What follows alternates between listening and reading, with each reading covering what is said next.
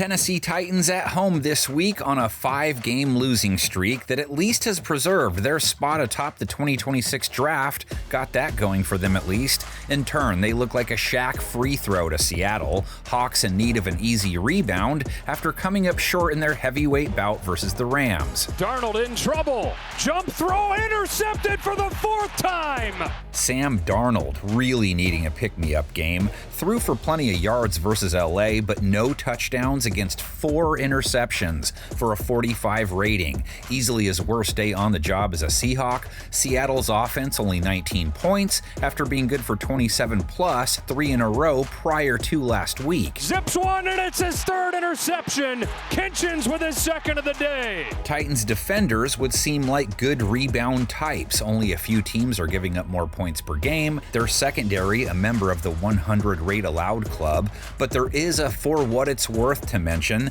They do have it in them to make it tough on an offense. They held Houston to 16 last week, and while the Texans' offense isn't explosive, it's the 4th time they've held a team to 21 or fewer points this year. Top of your screen, he goes the other way, and almost broken up. Baker back there, and it's 4th down. Held the Texans to 4 for 13 on 3rd down, 1 for 3 in the red zone, held them to 75 rush yards on just 3.6 a run, held Davis Mills to less than 7 yards per attempt, a 90 rate, and sacked him 4 times. Mills is going to be sacked.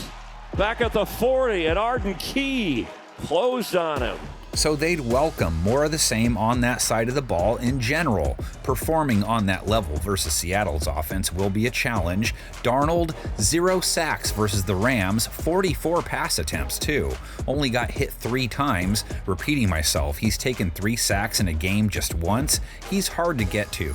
Tennessee's secondary did give up 274 yards to Mills, no picks, 42 yards allowed to Xavier Hutchinson, 51 to Dalton Schultz, 55 to Jaden Higgins, 92 and a TD to Nico Collins, which makes it seem like JSN is lined up for another big game.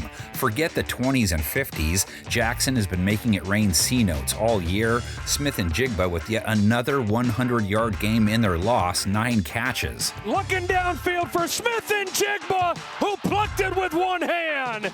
JSN.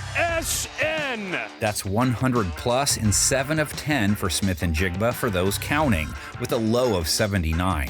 Cooper Kupp just 23 yards last week, Rashid Shaheed 27, A.J. Barner 10 catches, 70 yards. Darnold keeps it alive and finds A.J. Barner. Barner with a 1st down as he gets 13. Barner, who's been his favorite target today. And Kenneth Walker with 44 receiving yards to go along with 67 rush yards and a ground TD, respectable 4.2 a carry. Walker looking for a hole. He's got it.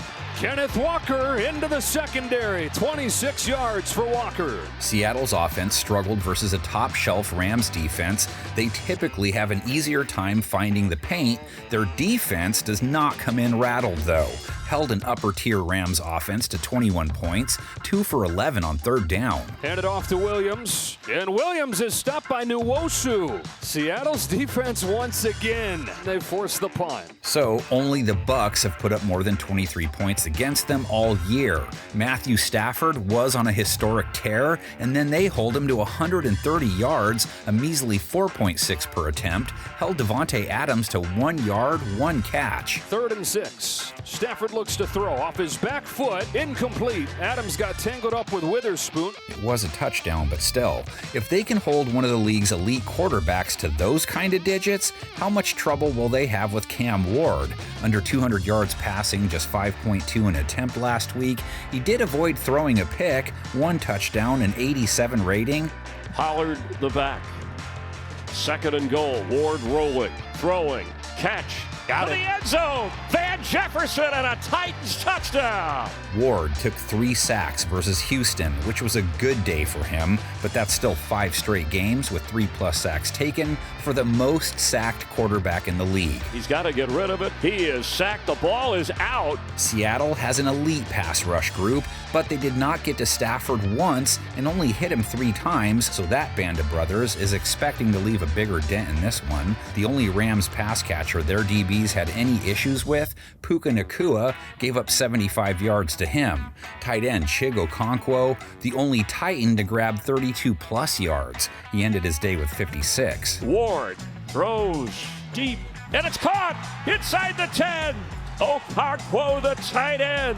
On the ground, Ward led them with 30 rush yards, 3 attempts. Tony Pollard held to 22 yards on his 10 tries. Seattle's front not only left Hollywood sackless, they also gave up to Kyron Williams over 7 yards per carry, 91 yards. They run it with Williams, and he's got a touchdown. Seahawks up 11-8 overall versus the Titans. They have one playoff meeting, too, when Seattle was in the AFC and the Titans were in Houston playing as the Oilers. 1987 season OT thriller. In overtime, Mike Rozier overcame a painful shoulder injury to gain 27 grueling yards. Critical catches by Highsmith, Ray Wallace, and Drew Hill carried Houston into field goal range, where destiny delivered one man a shot at redemption and one team a chance for glory. Tony Zendejas with the kick of his life. On the line here. Snap back, ball down, kick up, on its way. And it is gone! It is gone! The Oilers win in overtime, defeating Seattle 23-20, advancing to Denver. In 1987, the Houston Oilers had taken on the titanic struggle of an NFL season with youth, guts, and desire. During the season, they discovered an inner strength and a renewed sense of purpose. And when it all came together, they were no longer just a football team. The Houston Oilers were winners.